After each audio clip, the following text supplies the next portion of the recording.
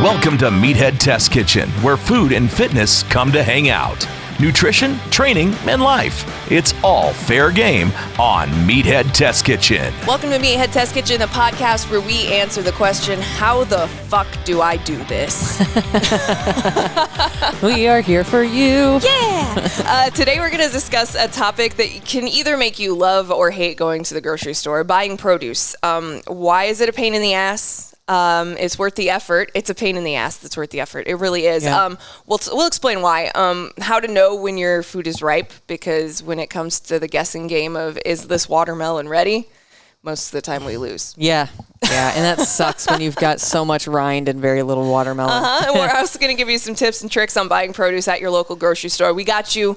You're going to be a veggie buying master in no time. Yes. Personal experience, I did work in a produce department at a grocery store. Yes. So, we've got you. We did the research. We're going to talk about all the shit. We're not going to cover every vegetable. No. But we can put together a more comprehensive list. So there's stuff that you have that we didn't cover or don't cover in this episode. You can always shoot us an email at hello@meatheadtestkitchen.com. So why it can be a pain in the ass, but worth the effort. Figuring out what's perfectly ripe and ready to eat is difficult if you don't know what to look for. And we are going to talk about that in a little bit. But first, we want to talk about some of the other things that suck about buying produce. It's underripe or it's overripe. If it's underripe, there are things you can do to get your fruit or your veggie to ripen to perfection at home in just a day or two. Usually involves a paper bag, some special ripening bags that you can buy online. Each fruit and vegetable is a little different, so you're going to have to Google the ripening techniques for yourself. If you run across an avocado that's hard as tits, which it happens. Give it 30 minutes. No, I'm just kidding. No, and then it will be rotten. Yeah, dude, seriously, the window of perfection for avocados is so small. Yeah. Can't cut it, can't cut it, can't cut it. I'm beautifully cut it ready. Right now. I'm Fuck fucking you. rotten. You're going to cut me open and I'm brown, bitch. If your avocado is hard as tits, you can try putting it in a paper bag with a ripe banana. Hint. Yes. Try placing it in that bag, but here's why you want to do that. So ripe bananas contain a natural plant hormone called ethylene. I took a horticulture class and this is one of the tests that we did. Yes. We put a flower actually in just by itself in water and enclosed it by itself. We put another flower, same type, in a vase with water with a ripe banana in it. And you want to guess which flower wilted faster. The one with the banana, because of ethylene. Yep. This triggers ripening in natural fruit. So the paper bag traps the ethylene gas that's produced by the fruit and speeds up the ripening process. This also works with apples. Yes. Peaches, I believe, pears, Yep. like anything that needs to be a softer flesh. Yes. So when something is overripe, is it bad to eat? That depends on the food. Overripe bananas are perfect for baking, but you have to know the difference between overripe and rotten. Yeah. Again, Google is your friend. Overripe, it's going to be have some speckling of brown in the peel. If it's black and has shriveled, it's rotten. So, okay. If you have fruit flies, it's rotten. You ready for our first tangent story of the podcast? Here we go. Number one. All right. So the guy that does the voiceover for the beginning of our podcast, he's our friend Jake. Yes. And there is a long running joke in our group of friends with Jake and his death metal bananas, because every time I go to Jake's house, he's got a thing of bananas on the rack and they're all fucking black. Yeah. Yep. I'm using them for banana bread, bro. They're dead. You need to throw those away. If it is liquid inside of that peel, throw it away. If it is reduced in volume by 30% and looks like a fucking sunburnt old person, throw it away. Throw the banana away. You're not making bread with that shit. It is long gone. Vaya con Dios, man. It's not even going to kind of taste good. No. It is not adding flavor to the destination. At that point, you're just making alcohol. Right. Yeah. You're fermenting it to turn it into booze. Some fucking toilet banana vodka or some shit going on in your house. Yeah. Sorry, Jake. I love you. Want to note that I do not have my emotional support Gertrude napkin. So we'll have to grab one when we switch the camera. Yes. Ultimately, nobody wants to waste food. Okay. Yeah, but remember the saying: if when in doubt, throw it out. Food poisoning isn't fucking fun. No, food poisoning is one of the few times I've literally wished for death outside of wanting to actually take my own life. Food poisoning is terrible. I've only had food poisoning one time. Oh, it's so and I was in kindergarten or first grade, and my mom told me not to eat the bologna that was in the fridge. But you're a rebel, and you said, fuck that. I don't listen to anyone. It smelled funky, and it had turned gray when it's normally pink. And I made a sandwich with it anyway and projectile vomited in art class. Then I felt fine, and the teacher told me that I had to go home even though I felt fine. Don't do that. If it's moldy, don't cut the stuff off and eat it. No. Like, yeah, some cheese comes with mold in it, but if half your brick of cheese is covered in mold, throw the shit away. Throw it away. I got food poisoning. The most recent time I had food poisoning was like 6 years ago. It was when we still lived in PR. We came back for Thanksgiving, and we do Wild Turkey Wednesday. So we did Wild Turkey Wednesday, and we went out and had chicken wings at the bar. My chicken wings weren't cooked all the way, and I didn't realize it. Yikes. And I almost had to cancel my Friday flight because I was ass-pissing my life away. Oh, yeah. Ass pissing my life away. Welcome to the quality content of Meathead Test Kitchen. We start season 3 next week. Welcome. It can be useful to also understand the produce ripening process. Yes. So let's fucking get nerdy for a couple moments, please. Because you don't know what you don't know, and it's only a few common sense little things that will help change the game for you when it comes to buying food. Because food is fucking expensive, and nobody likes to waste their money. Exactly. Ripening is a set of processes that happen from the later stages in growth and development of a fruit or a vegetable until it's ready to be consumed. So the firmness of the flesh typically softens, the sugar content can rise, and acid levels are reduced. So this is going to apply to fruit. You're talking about any fruit. Apples, peaches, tomatoes, avocados. Yes, they're vegetables, but they're fruit. Yes. If it has a seed in it, it's a fruit. Potato is a vegetable. You don't have seeds in your potatoes. Exactly. Cucumbers, they're a fruit. Yes. We could talk about this all day. But anyway. Tomatoes are a fruit. Yes. So aroma volatiles are released, and that's why people will tell you that if you sniff a certain fruit to try to gauge the ripeness, this is why they'll say that. Sometimes it works. Peaches. Sometimes it doesn't. Strawberries. Yeah. And at the end of the ripening process, the true flavor of the fruit develops. That's when the fruit is going to be at its best quality. It's going to be the juiciest. It's going to be the sweetest. It's going to be the softest before it goes rotten. Yes. The color of your fruit is going to typically darken. The skin and flesh will soften, and the green background color will fade. Yes. So back to ethylene again. We're going to bring this up one more time. That's the gaseous plant hormone that plays a important role in inducing the ripening process for many fruits. An unripe fruit generally has low levels of ethylene.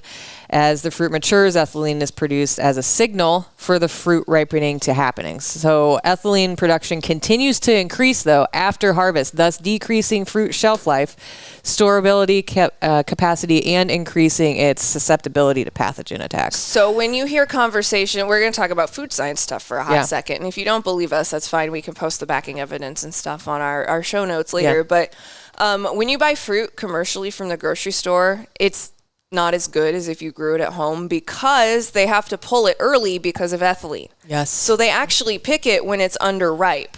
And it'll hopefully get to you at peak ripeness. Yes. Sometimes it happens, sometimes it doesn't. A tomato that you buy from the grocery store is not going to taste as good as a tomato that you pick out of your garden because you're going to pick that garden tomato the same day and eat it at its peak ripeness. That one at the grocery store is going to sit on the shelf for a couple of days to a week. Yes. There's a lot of misinformation and stuff when it comes to how you get your food and how your food is packaged and the actual science behind food. There's so much fucking misinformation on TikTok and Instagram these days. Follow Food Science Babe. She has an actual degree in food science. She's who we follow. We suggest you follow who the people that you listen to follow. We're not telling you to follow everyone we follow, but if we're following them as a credible source, you should probably be checking out what they have to say too. For sure. One of those things. If you like our brand of bullshit, you're going to like their brand of bullshit. But there's just so much misinformation out there with how your food is packed and all the things. People use scare tactics for all reasons to take advantage of people and get their money. Well, we're on that topic. That also applies to organic produce versus just regular ass produce. Yes. They're marking it up for a reason because they're telling you that it's grown a specific way and there aren't pesticides used and blah, blah, blah, blah, blah. And it can be. That can be true, but that's usually going to be the most true for a mom and pop farm stand. the stuff that you're buying organically in the grocery store isn't necessarily always 100% of the time going to be that case. And I am Googling organic fruit and vegetable legal standards right now. Yes. We're going to pull this directly from USDA.gov. Organic 101. What does the organic label mean? Produce can be called organic if it's certified to have grown on soil that had no prohibited substances applied for 3 years prior to harvest. Prohibited substances include most synthetic fertilizers and pesticides. Most. Keyword there is most, not all. Yep. Just because you're buying organic doesn't mean you're getting pesticide free. The way that it's marketed is that it's pesticide free, and that isn't necessarily true. Yes. Now they go on to say in instances when a grower has to use a synthetic substance to achieve a specific purpose, the substance must first be approved according to criteria that examine its effects on human health and the environment. Mm-hmm. Now that's another thing that's a moving target. It might be okay for us today, but 5 years from now, it might be, they might consider it, something else. So not to like scare anybody. We want you to be informed. Right. Just know what you're buying, because you're paying extra money for that organic product, and it's not necessarily actually 100% organic. Yep. The same goes for the meat. The same goes for any packaged product that is organic. If you want to buy organic because you like it, that's fine. We're not totally telling you not to. But like, for as much as people don't demonize, feel shamed into having to feel like you have to spend more money on something that's organic when you can literally do a baking soda and water bath and clean your vegetables and you're going to be fine. Also, though, like, people bastardize GMOs so much without actually knowing what they are. Genetically modified organisms, you eat genetically modified organisms every day. That's how they can grow corn in India. Yep. Because of genetically modified organisms. Yes. Like, that's another thing. That's a whole fucking conversation for another day. I want to have someone on about GMOs. Yes. We're going to fucking talk about that. Let's get nerdy about food science. But anyway, maybe we get her on so we talk about it. But yeah, so like, for as much as people talk shit about GMOs, it's like organic is just as fucking nefarious. Yes. Yep. So like, know what you're getting. We're not saying don't use either of them. Obviously, you have to fucking eat something. Do what is best for you. Yes. Just make informed decisions. That's just what we're always going to tell you. Yeah. That's just like the word process. I actually went on a tangent on a live last week. I did one like midday. It's one of those terms, again, that is just like going around the fucking internet. And I don't think that people understand everything that you consume is processed. Yes. The water that you drink from your tap is processed. The water you drink from a bottle is processed. Anything that is not, that picking a tomato off the plant is a form of processing it. Let's just stop feeling scared about shit and getting stressed out about stuff when it really doesn't detrimentally affect you. Right. Everything that's processed isn't equally processed, if that makes any sense. Also, stop fucking policing what other people are eating. No shit. Fucking, you don't know their financial means, any allergies they might have, their food fucking preferences. Just fucking eat what you like. And if you have questions or need direction, either we can answer it or find information or point you in the right direction. Yeah. You don't need to be stressed about fucking eating food. No. You have to eat it. Yeah, we all need it. Find some you like and that is relatively good for you and nutritious. And there was tangent number 2. Yeah, for sure. But anyway, we're back now. Hi. Hello. So like, let's focus on the here and now though, which brings us to the next question that people have. How do I know if the thing is ready to eat? So we compiled a list of a lot of the common things that we buy produce and just produce wise. Pretty mainstream stuff. Yeah. So some of the typical fruit that you'll be looking at in stores are going to kind of be like this. So watermelon, for example, you're going to look for smooth skin or rind that's pretty dull. You don't want it to be super slick, if that makes any sense. It's not going to be shiny, like I'm thinking slick, like the lights are shining off of it. It shouldn't be as shiny as you would think it should be. It'll have a sheen, but it's not going to like sparkle. Yes, there you go. Its end should be full and rounded, and the bottom or the belly of the watermelon often goes from white to creamy yellow as it ripens. That's called the ground spot. Yes. That's where it sits in the dirt. So when it gets yellow, that's when you know it's ripe. You don't have to sniff it. You don't have to knock on it. Just flip it over. The knock test isn't a great indicator to me. No, not really. And size. People are like, well, this one's going to be better than this, or this one's going to be better than that, or that one's just bigger because it's got seeds in it, and this one's smaller because it's not. Right, exactly. Got seeds in it. Yep. Like, again, I love seeded watermelon. It's just you get more of it. Yeah. I'll work through the fucking seeds if I get more watermelon. I do love watermelon. dude. Now I want watermelon. It's hot and I want watermelon. Right? Damn it. Strawberries. Strawberries are like the hardest. They're my favorite fruit, but they're the hardest fucking fruit to shop for in the grocery store because 9 times out of 10, you get to the middle of that box and there's a fucking moldy berry in there. Oh, it's the worst. That's why I'm growing them in my backyard. If you want ones with bright red color, a natural shine, these ones are going to look kind of glossy. Yes. The more healthy they are, the glossier and like very bright, like think Taylor Swift fire engine red lipstick color. Yeah. Like that's the color red you want your strawberries to be. They should be plump but not too soft with no signs of mold. If they don't ripen once they're picked, they'll usually, or they don't ripen once they're picked, and they'll typically stay fresh for 2 to 3 days in the fridge. The longest they keep, if you're lucky, is about 7 days. Yep. And that's in the fridge and not cutting the tops off. You want to leave the tops intact to keep the juices intact and keep that berry juicy. Yes. And if you want to use them and they're kind of soft, you can always cut them, macerate them, which is putting them with a little bit of sugar and then freeze them and use them in that way. Yeah. But if you want like a fresh ripe berry, keep them in the fridge and make sure that they are not around any moldy berries. If you get home and you pick them apart and you find a moldy berry, but none of the other ones are, pull that moldy berry out, throw it away, and then just let the rest of them ride. Yep, exactly. Bananas. So I understand that people don't like underripe bananas, totally get it, but you do want to buy them green. Yes. One, they're going to last longer for you. So when the peel turns yellow with hints of brown, they're ready. And that's usually like a day or two after you buy them anyway. Yep, they'll be fragile and bruise easily when they're ripe. So if you hang them in a cool area in your kitchen, they have those convenient little banana hangers, they should stay fresh for up to a week. Not 10 days, not 14, and certainly not 21. Again, the shriveled Death bananas. metal bananas. We're going to have to make a t-shirt. It says death metal bananas. Just shriveled banana. Just this fucking like old turd. banana with like Swedish death metal fucking makeup on, throwing the double horns. Yes. Oh, stupid ideas on our podcast. You love it. So like avocados, they're also difficult to pick. They're another one of those that if you want to make sure your avocado is actually good when you're ready to eat it, pick it or get it from the grocery store when it's underripe. It's worth the day or two to make it ripe and then throw it in the fridge. But the easiest way to tell that an avocado is ready for immediate use is to gently squeeze the fruit in the palm of your hand. It's ripe, ready to eat fruit will give a little bit, but you're not going to be able to like put a finger. You're not going to push your thumb through it. Yeah. Yeah. It'll be, I kind of explain this the same way with peaches. Mm-hmm. You don't want them to be super firm because it's probably not going to be as juicy. But if you press gently, not like fucking dig your thumb in there like you're gouging an eyeball out, but you just kind of.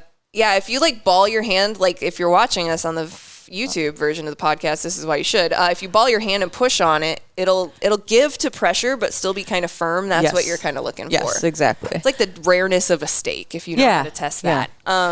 So again, now we're at peaches. Yes.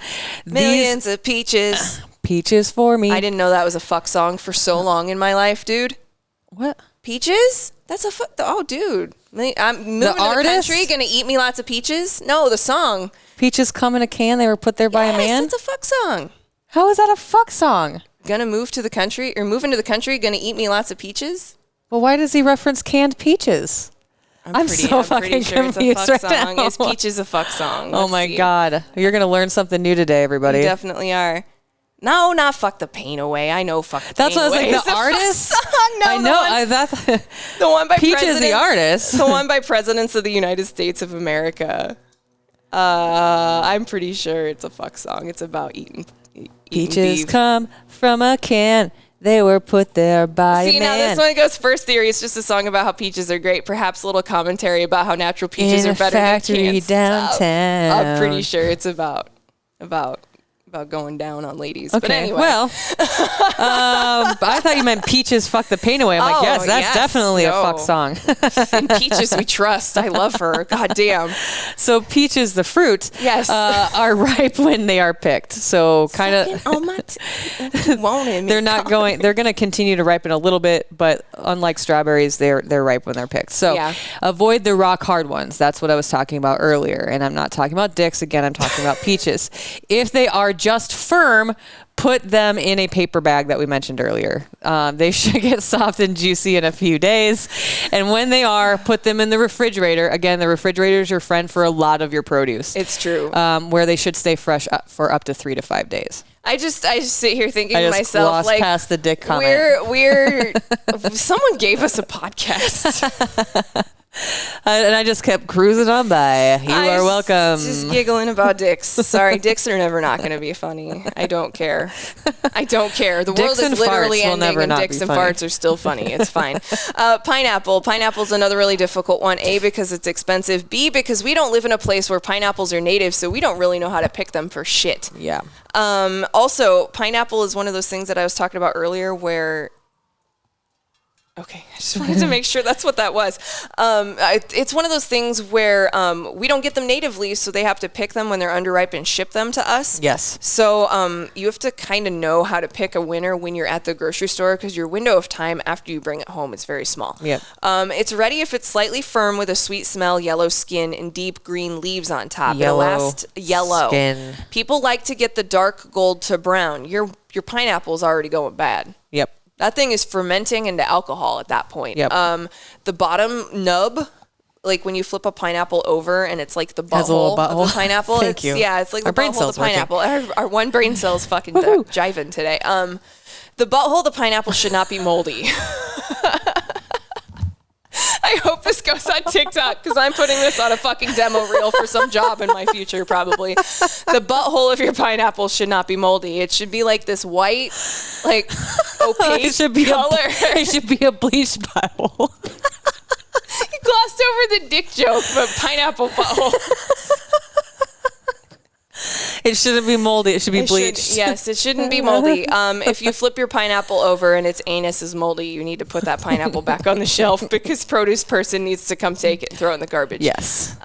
You can buy the pre-cut stuff, but it's unnecessarily expensive. It is. You're paying for convenience. You're paying out the ass for convenience on that. That same pineapple that you could get for $3.99, they're going to charge you $6 or $7 for, just because they cored it and took the skin off. Guess what? You can buy a thing that takes the skin and cores it for $10 once, and then you never have to fucking pay for a $7 piece of pineapple again. It's pretty sweet. Yeah. So peel it, slice it, put it in a covered container. Yes. Eat that damn pineapple unless it makes your mouth burn. Yeah, because then you're drinking alcohol. Yeah. Apples. Apples are usually ripe when they're picked. Yes. It's one of those that will sometimes get picked underripe, but apples last a little bit longer than any of the other fruits you're probably going to buy. Yeah. Stay away from ones that have soft spots, obviously, and look for firm, smooth skin. They'll stay ripe for up to 6 weeks. I'm still laughing about pineapple. As long as the firmness stays intact, as long as they're in a plastic bag in your fridge. Again, They'll the fridge. kind of get wilty as they go bad too. Yeah, it'll start to like pucker a little bit and get wrinkly. Yeah, you don't want wrinkly apples. You can turn those into applesauce, but you could. Yeah, you can still use those. They're not bad. They're just not going to be crispy for raw consumption. So yeah, if you want to do like a baked apple, or if you want to turn it into applesauce in the Instant Pot or some of that shit, do it. So that's fruit. As for vegetables, which vegetables are a little less complicated. Yeah. I feel like they're more straightforward. Yeah. Garlic, you want to choose garlic that's plump, dry, and firm. Fresh garlic should be white to off-white. If it's starting to sprout, yeah, it's already past its prime. It's gone. You can treat just garlic plant it like potatoes. Yeah, you don't want to eat a potato that sprouts. You don't want to eat garlic like that either. If it starts getting like little tubers on it, just fucking plant the potato at that point, because it's growing. Yeah. Same goes with onions. Find firm onions with dry, bright, smooth outer skins. It shouldn't have any mold. There shouldn't be any weird dust on it. Mm-hmm. You want to avoid onions with cuts, bruises, or green sprouts, because again, that shit is subpar. It is growing, and you should past its prime. Put it in the ground. Yeah. When it comes to lettuce, the best way to pick a head of lettuce is to look for firm green heads with leaves that aren't wilty or slimy. If the leaves are starting to pull away from the core of the lettuce, some types of lettuce will do that. You'll be able to tell, though, if the arm of the lettuce is firm. Mm-hmm. So if the stalks under the lettuce butthole, if the arms from your lettuce's ass are strong, that means your lettuce is more fresh. If it starts to get a little wilty and you can kind of do this and it'll jiggle, your lettuce is starting to not be as good. Yeah. You want to get ones that, again, aren't wilty. They're not slimy. Most of the lettuce you find in the grocery store is already going to be ready to go. Because, again, vegetables, you pick them when they're ripe and they will go. Yeah. They last a little bit longer most of the time than fruit. So you don't have to be super picky about your lettuce. Pretty much anything you get at the grocery store will be good. Just make sure it hasn't been sitting there for too long by just checking the I guess, the integrity of the lettuce Yeah. leaves on the outside to see if they're not wilty. So potatoes, we already kind of talked about that, but when you're looking for the potatoes in the grocery store, make sure that they are clean, smooth, firm texture. You don't want them to be soft in any way. Nope, you don't want them to be wrinkly. Those are going bad already at that point. There shouldn't be any cuts, bruises, or discoloration. Occasionally you're going to get a potato in the bag that's got some rotten shit on the inside, but that's just, that happens. Yeah. And there's going to be some dirt on your tomato or your potatoes every now and then too. I mean, that's the nature of the beast. They literally come from the ground. Yeah. So make sure you're washing them. I don't know if people always wash their fruits or vegetables, but you should be. You should be. Tomatoes. Choose tomatoes with bright, shiny skins and firm flesh. Tomatoes are probably one of the easier ones to know right away when they're starting to go bad. Yeah. They'll get soft spots, or they're just going to straight up start molding, probably from the top of the tomato. Either the top of the tomato will start to get like this weird, I don't know how to explain it. I mean, it looks like a bruise, but you didn't drop it on anything. Right. Like the cell wall just starts to break down and liquefy, and it gets like this really weird darker red color, and it just looks like you accidentally stuck your finger through the tomato. That means your tomato's not good anymore. It's going to be squishy there if you touch it. Yeah, it'll be all weird and might smell kind of funky. You get gag noises too this episode. So broccoli, so the thing about broccoli is you're going to want to choose odorless broccoli heads that are bluish green in the florets. Yes. And broccoli they should be pretty stink tightly when you cook it, but not when you buy it. Not when you buy it. I encountered this the other day because we had some family over, and I bought a bag of prepackaged. It was like broccoli, cauliflower, celery, carrots. The second I opened it, I'm like, this needs to be eaten today. Yeah, because you can already tell the broccoli was farty. Yep. It was fine for that day and it all got finished, but I was like, this is exactly what we're talking about. Yep. This farty. Is starting to go. It smells like farts when you open the bag. It does. Cauliflower, same thing. Like, choose cauliflower with compact, creamy white curds and bright green, firmly attached leaves. Those leaves should not be able to fall off when you pick your cauliflower up. You want to avoid brown spots or loose sections that spread out. It's garbage day in my neighborhood. If you wonder what the fuck that was, just to name a few things, that's just a short list. We'll post a more comprehensive list in the show notes at meatheadtestkitchen.com because we don't got all damn day. Right. There's so many fucking options out there. There are. So grocery store tips. Fresh vegetables are obviously fucking great if you can afford them. And honestly, produce is one of those things, just like any other grocery you're going to buy, specifically meat, that is just fucking skyrocketed. Yes, I mean, it's not getting cheaper. It's the shipping costs and all of that. Totally understand, but it's not easy for everybody to access or afford fresh produce sometimes. So if you can't do that, it's not an option for you, or they're not ripe or they're too ripe, it's like you're hitting a moving target again, and your groceries are again fucking expensive. So let's figure out how to get your vegetable on without breaking the fucking bank or wasting food. So if the thought of buying fresh fruit or vegetables stresses you out, because I know there are people that just listen to the last like 30 minutes and they're like, dude, that's too much fucking work. Are you serious right now? Have no fear. You can still have a nutritious, vegetable-full, fruit-full meal without having to fucking agonize over picking the perfect food. Just go for frozen. Yep. You can find frozen vegetables at any grocery store, any different price range, depending on if you get the steamer bag or if you just get the stuff that's frozen in the cheaper version in the plastic bag without the steamer bag. They're picked at peak ripeness, they're flash frozen, and you can thaw them, cook them, throw them into whatever you're making. You're not losing any flavor, you're not losing any enzymatic benefits from them being frozen. Yep. Like, freezing them is the best way to preserve fruit and vegetables and all of their peak ripeness. And honestly, that's not opinion. That's scientifically backed. Like, there's entire fucking studies about this shit. The cooking process is usually what breaks down or lessens the nutrient benefits of any produce. I mean, any food, usually. Yeah. Like, cooking, again, is processing it, so there's going to be degradation when you bring it from the actual raw product. It's just how it goes. It's how it is. It be that way. The law of the land. Yes. Shop sales. We've talked about this before. We did a whole entire fucking episode on grocery shopping. But it's worth repeating. So shop the sales, look for the coupons of the week, make your menu revolve around the things that you can afford and that are accessible and cheap to you. It builds variety, it saves you money, and you fucking win. Yes. Period. Yeah, it saves you time. Yes. Because you're not agonizing about what thing you're going to go pick up from the grocery store. You already have it all at home. You're just going to decide, well, what shit am I going to put together to make a meal today? Exactly. Far easier than actually like readying yourself to go to the grocery store. Because I don't know about you, but going to the grocery store for me is like a thing. I have to like mentally hype myself up for screaming babies and old people.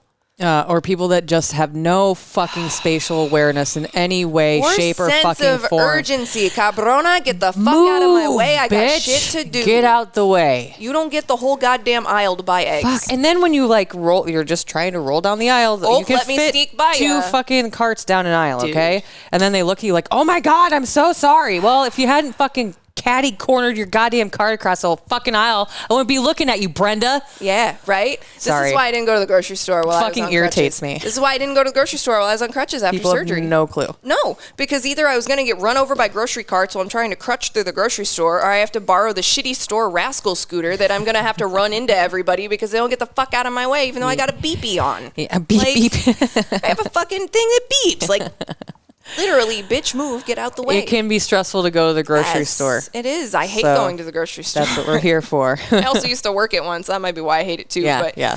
Picking foods that are grown locally can always be the best way to go. But always pick foods that are grown regionally when possible. Mm-hmm. It's responsible economically. It's responsible ecologically. Mm-hmm. That's a way bigger conversation than what we're ready to have today on this Right. podcast about ethical sourcing and all of this shit. Like, I have friends that write about these things, which we could totally talk to them about. But try to always go with things that are grown as local as possible. Because it's going to give you the best product. It's going to be the most fresh. It's going to be like, everybody wants to know where their food comes from because it's important. Yeah.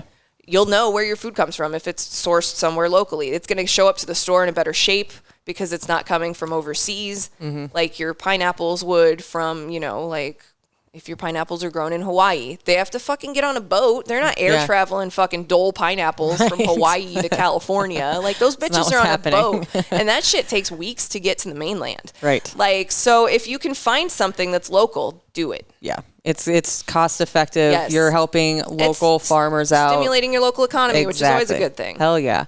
If you can find a veggie stand or an online co-op group, that's a great way to have local fresh produce without spending a ton of money. And you can find these on Facebook. You can find them on any social media. They have you can just Google like local veggie co-op for your city, and you'll be able to find some sort of a website or something that will point you in the right direction. For sure. And you can always grow your own. Yeah. I mean, that's really easy. If you are in an urban space, so are we. We use green stalks. They grow up instead of out. They're really convenient. Like, I could put my ag science hat on and get really nerdy about how to grow your own shit if you wanted to. We can do that sometime, but we're not going to do that right now because we're trying to finish this shit up because I got to go to PT. So growing your own is always an option. Like, urban farming is fucking dope. Yeah. Like, and it's therapeutic. People are like, why do you garden? So I don't murder. Right. Gardening and I over get to murder. Eat the results. Exactly. Win-win. Exactly. I cannot wait to make some salsa with your frickin' tomatoes. Dude, you should see all the peppers in the backyard. Yeah. So there you have it. It's MTK's suggestions on shopping produce. I, for one, love grocery shopping. Aside from people, I like doing it online. Yeah. I do. I really do love shopping produce specifically. It always reminds me, especially like seasonal fruits and veggies, or like going to a produce stand. It always reminds me of like coming and visiting my grandparents in Nebraska, and like getting super excited to have farm fresh peaches. Like, it's what's the word I'm looking for? It brings up memories. Nostalgic. There we go. Yeah. You know what? I grew up with a grandfather that was a farmer in a small farming community. I took for granted all the amazing fruits and vegetables I got to eat as a kid growing up because they were all fucking fresh as fuck from where I'm from, because that's all we do in that shithole is grow shit. Growing shit and making meth. That's what they do in my part of Iowa. But yeah, you can find great options everywhere. If you're on a budget, look at things like Trader Joe's. They have a great local produce option most of the time. Pretty cheap. Aldi? Yes, Aldi. They're the same family. Yeah. So if you're weirded out by the fact of like a cheaper grocery store, Aldi's totally fine. Yeah. It's not you're not gonna die because you bought your stuff at Aldi. Like, Right. buy wherever you can fucking afford to buy groceries from because they're fucking expensive. Yes, Get the they best shit that fucking you are. can. That's Yep. what is important. Get the best shit that is available to you and make it work. And that's in your budget. Yes. Make sure that you're going to hit up those show notes at meatheadtestkitchen.com for a longer list as well as our show notes.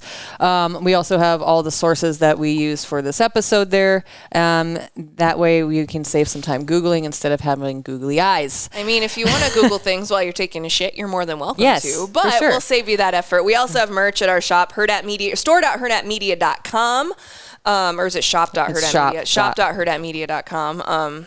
Or the shop link at meatheadtestkitchen.com will take you there too. We've got programming, meatheadathletics.com. I've got a couple slots open on my roster for personal training and for nutrition coaching. If you are interested in that, get at me, meatheadathletics.com. Make sure you're following us on all of our socials, Meathead Test Kitchen, everywhere except for Twitter. We're MTK staff, but really none of us should be on Twitter at this point anyway. For mental health reasons. Yes. Like, what a shit show. If you left Twitter 5 years ago, good for you. Good on you. Damn. Make sure that you are always comfortable sending us an email at hello@meatheadtestkitchen.com. And you can also follow our personal socials Yes. on Instagram at Meathead Sadie, at Meathead Sausha. That's Sausha with a U, S-A-U-S-H-A. Sadie, S-A-D-I-E. Yeah. Be fucking nice. Please. MTK. Out. Join Sadie and Sausha every Monday, helping to make your fitness and nutrition journey suck less. MTK.